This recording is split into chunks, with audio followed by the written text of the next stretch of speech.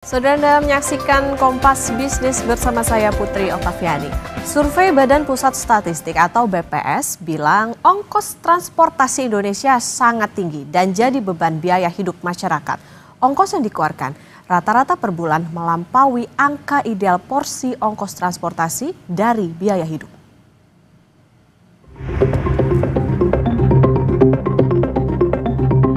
Survei Badan Pusat Statistik atau BPS bilang, ongkos transportasi yang dikeluarkan masyarakat Indonesia melampaui batas angka ideal dari Bank Indonesia. Survei BPS bilang, masyarakat Indonesia harus mengeluarkan kocek 12,46% dari biaya hidup per bulan untuk ongkos transportasi. Angka ini melampaui batas porsi ongkos transportasi ideal versi Bank Dunia yang ini 10%. Sejumlah warga mengaku cukup berat membayar biaya transportasi umum untuk beraktivitas sehari-hari. Namun, ada juga sebagian warga mengaku biaya transportasi yang digunakan masih terjangkau dari besaran gajinya. Untuk menjaga kestabilan finansial di tengah gaji UMR, sejumlah pekerja memilih menggunakan angkutan umum seperti kereta komuter lain karena harga yang relatif terjangkau. Kalau KRL sih enggak ya, karena untuk harganya juga masih affordable. Kan sih lumayan, karena harus nyambung lagi kan gitu. Biasanya makan berapa persen dari gaji Anda untuk? 25% mungkin ya. Transportasi umum sih sejauh ini paling sebulan itu 150.000 lah paling banyak. Kebetulan sih dengan transportasi umum sih jadi lebih murah ya kalau pakai yang mekanisme lainnya, transportasi lain. Oke, berarti tidak terlalu memberatkan biaya transportasi untuk gaji Anda? Iya. Aman ya? Iya, jadi lebih murah sih. Saya di daerah Tangerang Selatan, jadi kalau ke Jakarta mostly setiap hari naik KRL sih Pak gitu. Nanti paling nyambungnya bisa pakai ojek online gitu kira-kira. Sebenarnya balik lagi ke profil orang tersebut ya. Tapi kebetulan kalau untuk saya yang sangat murah dan mungkin juga lebih cepat jangka waktunya, KRL ini termasuk yang better dan best buat saya. Cuman ya dengan profil saya ini masih bisa saya handle sih gitu Mbak kira-kira. Ya. Estimasi sekitar 500.000 sih. 500.000. Biasanya transportasi apa yang Anda gunakan? Seringnya ojek online sama MRT. Survei BPS menyebut biaya transportasi masyarakat di kota-kota besar menembus Rp1 juta per bulannya. Di Bekasi, Jawa Barat, masyarakat mengeluarkan Rp1,9 juta per bulan untuk transportasi yang setara 14% dari total biaya hidupnya. Ini adalah ongkos termahal di Indonesia. Di urutan kedua ada Depok dengan ongkos transportasi capai Rp1,8 juta per bulannya. Angka ini setara 16,3% dari total biaya hidup. Lalu, masyarakat kota Surabaya, Jawa Timur mengeluarkan Rp1,62 juta atau 13,61% biaya hidup untuk transportasi per bulan. Dan terakhir, warga Jakarta merogoh kocek 1,59 juta atau 11,8% per bulan. Fenomena mahalnya biaya transportasi, salah satunya belum terintegrasinya transportasi umum di Indonesia. Namun di sisi lain, yang tak bisa dilewatkan ialah soal biaya hidup yang terus naik. Publik pun berharap pemerintah bisa beri solusi, salah satunya pemberian subsidi guna menekan beban biaya transportasi harian, terutama bagi mereka komuter di Jakarta dan kota penyangga. Zefanya Situmea, Andika Hadiat, Kompas TV, Jakarta. Saudara, berdasarkan laporan Kemenhub, beberapa kota di Indonesia memiliki biaya transportasi yang mahal. Data yang diperoleh dari Badan Pusat Statistik tersebut merinci total biaya transportasi yang dikeluarkan masyarakat Indonesia. Bahkan ada yang menembus 12,46% dari total pendapatan. Lalu apa penyebab biaya transportasi di sejumlah kota mahal hingga mengakibatkan tabungan menyusut? Dan apa solusinya? Kompas Bisnis akan membahasnya bersama ekonom Universitas Paramadina, Wijayanto Samprin. Selamat pagi Pak Wijayanto. Pak Wijayanto, kalau kita lihat tadi kan berdasarkan data gitu ya, kalau dari World Bank itu 10%, tapi kalau Indonesia bahkan bisa 12,46%. Jadi sebetulnya apa sih penyebab biaya transportasi di Indonesia makan porsi yang besar dari gaji, Pak? Ya, salah satu penyebab utamanya adalah public transport di Indonesia itu belum dikelola dengan baik. Banyak kota itu memang mempunyai public transport tetapi tidak mempunyai sistem. Jadi interkoneksi tidak bagus, kemudian kendala utama adalah di first mile dan last mile. Jadi kalau kita ingin menggunakan public transport, ya kita untuk menuju ke stasiun itu kita harus menggunakan ojol atau taksol. Kemudian sampai stasiun terakhir menuju tempat kerja masih harus lagi pakai ojol atau taksol. Itu fenomena yang umum di kota-kota di Indonesia. Jadi belum terintegrasi, kemudian juga dari sisi first mile, last mile itu juga belum terlayani dengan baik. Bahkan kalau kita lihat coverage public transport di Indonesia, di Jakarta sudah relatif bagus, sudah 83% populasi itu tercover.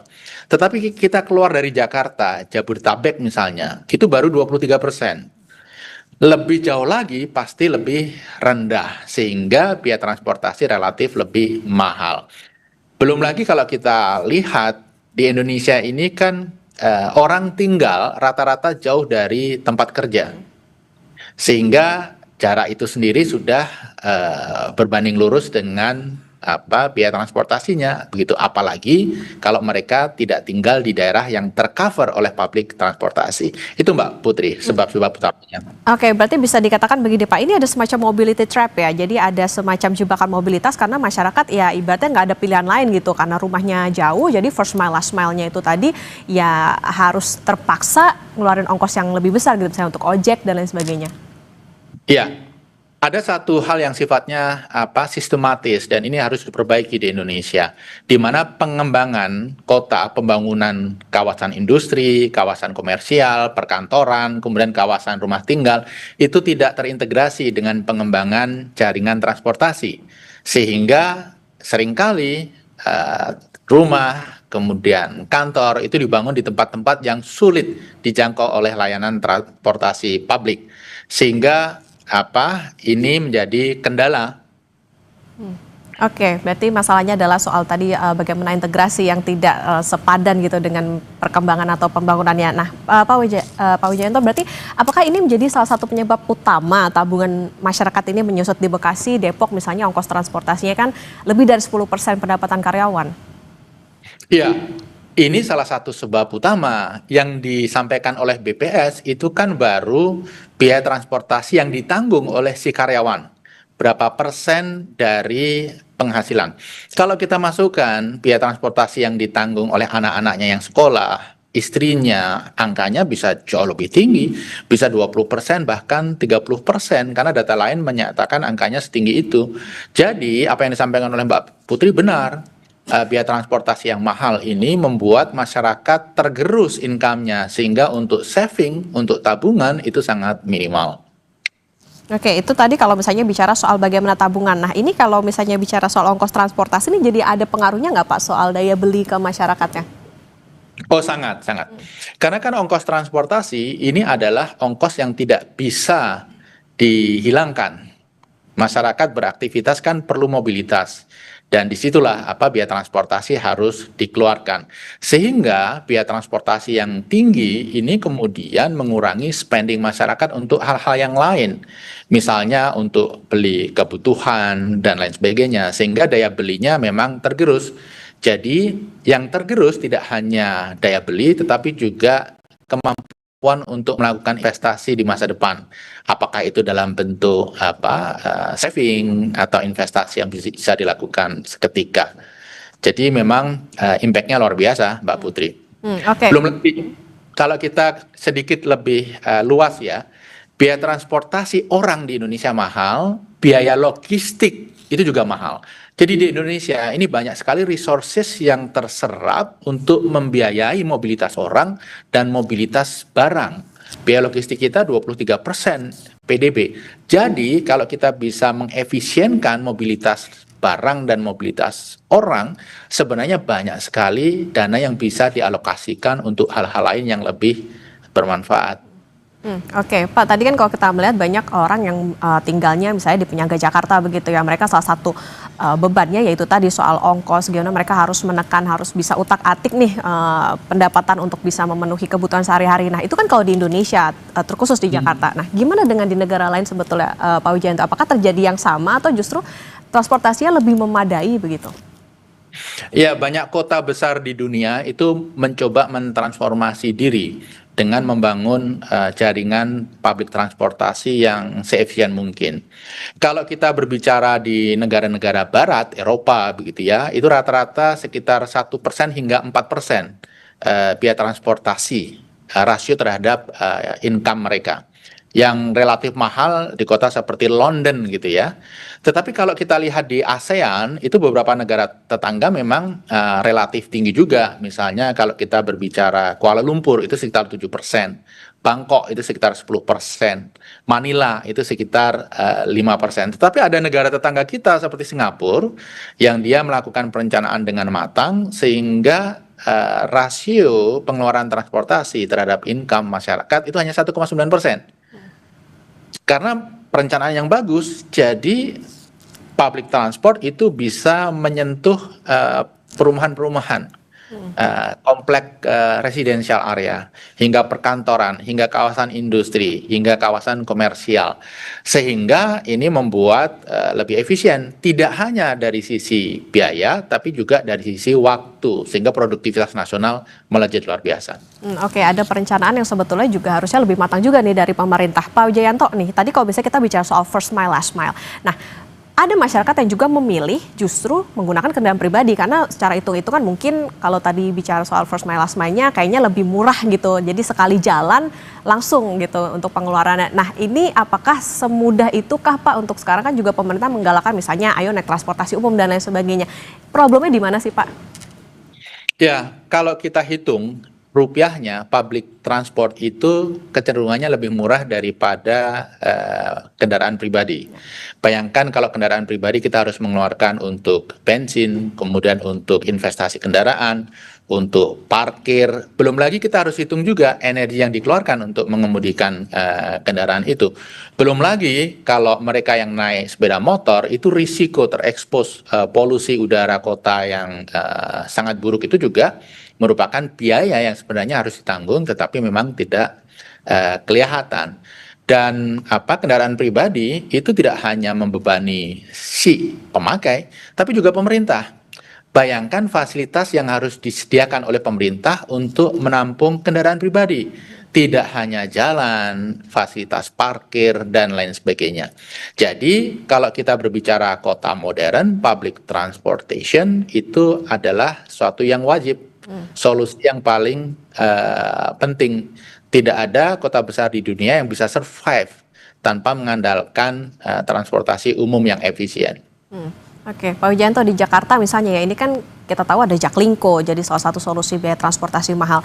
Tapi gimana dengan daerah lain yang belum ada fasilitas misalnya seperti Jaklingko? Apakah tiap daerah ini punya semacam karakter transportasinya sendiri nyesuaiin sama UMR misalnya atau sebagainya? Jadi banyak daerah yang karena anggarannya tidak memadai, mereka sama sekali tidak mengembangkan public transport.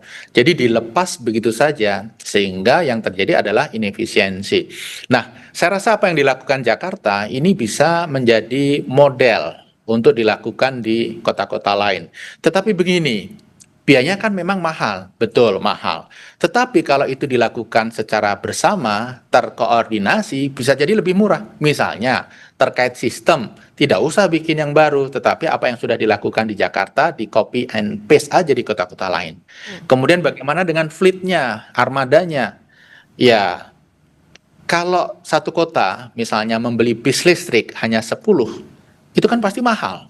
Tapi bayangkan kalau 20 kota di Indonesia berkoordinasi, dikoordinir oleh pemerintah pusat, mengembangkan public transport, kemudian pengadaan bis listrik secara bersama, mungkin jumlahnya bisa 1.000, 5.000, 10.000, itu saya rasa harganya akan lebih murah. Bahkan kalau memang itu dilakukan, bisa jadi fasilitas produksi kendaraan listrik, bis listrik itu akan dipindah oleh produser ke Indonesia karena ada demand yang luar biasa besar. Jadi salah satu solusi untuk kota-kota yang memang tidak mempunyai luxury dalam bentuk anggaran yang memadai yang bisa dilakukan adalah kolaborasi.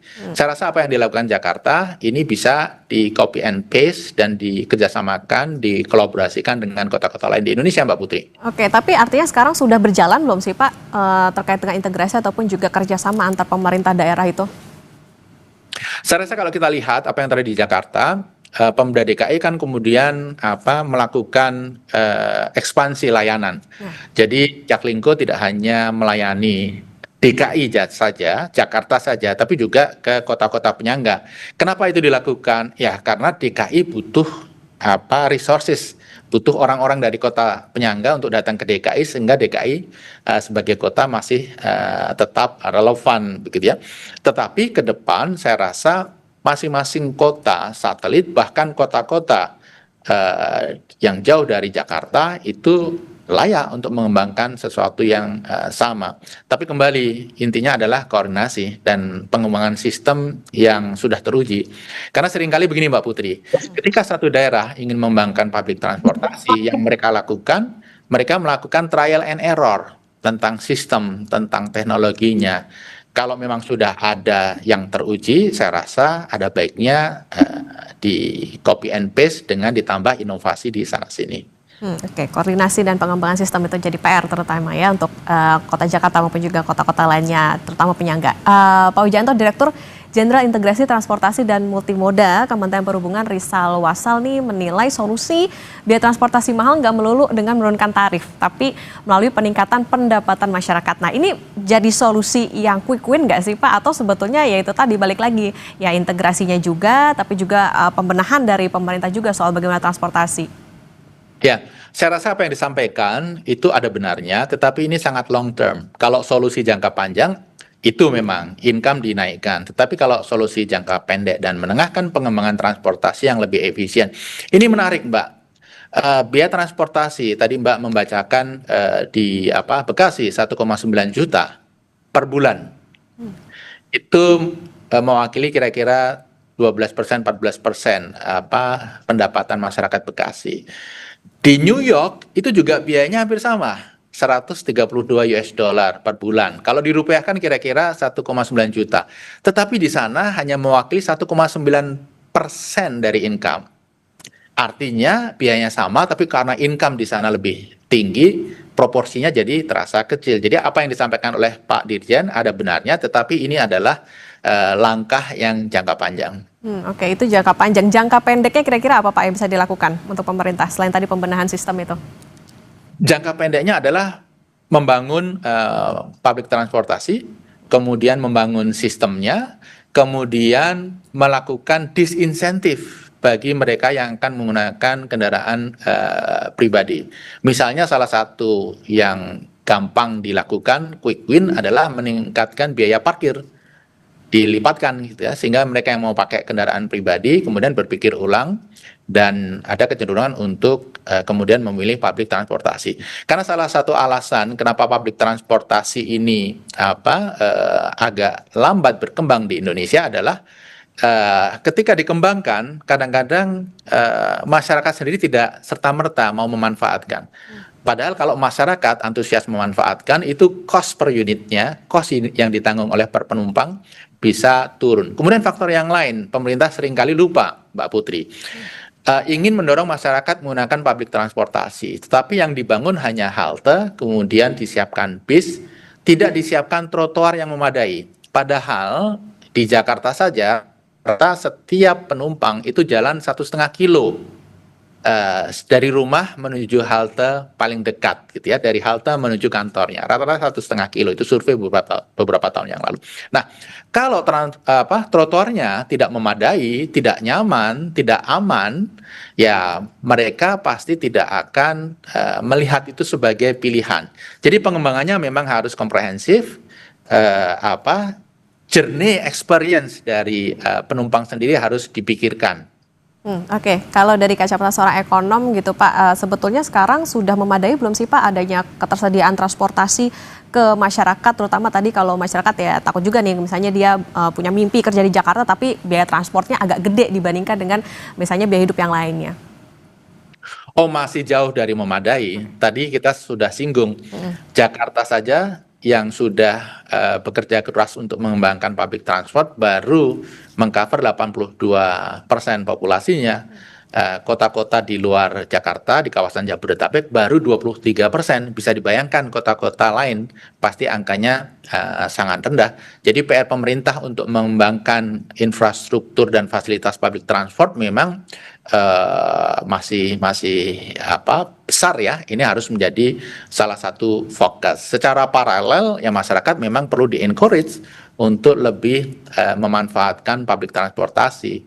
Nah, bisa melalui disinsentif dan juga bisa melalui pendekatan insentif. Tapi begini, kalau kita lihat di Jakarta, begitu public transport itu diperbaiki, begitu trotoar itu diperbaiki, ada kecenderungan memanfaatkan public transport itu menjadi semacam lifestyle. Gitu. Jadi kalau ini sudah terjadi, saya rasa pemerintah tinggal melipat gandakan saja apa yang sudah dilakukan selama ini. Oke, fasilitas pendukung di sekitar stasiun misalnya ya Pak ya, ini sorry itu saya kadang-kadang dipergunakannya untuk hal lain. Ini tentu harus jadi PR bagi pemerintah juga, tidak hanya bagi masyarakat untuk menggunakan transportasi umum, karena ini situasinya terjepit nih, kayaknya masyarakat lagi menjerit, transportasinya jangan dibikin sulit. Ini harus ada PR juga yang diperlukan seperti koordinasi dan juga pengembangan sistem transportasi. Terima kasih Ekonom Universitas Paramadina Pak Wijayanto Samirin sudah bersama di Kompas Bisnis. Sehat selalu Pak Wijayanto. Terima kasih Mbak Putri, salam sehat.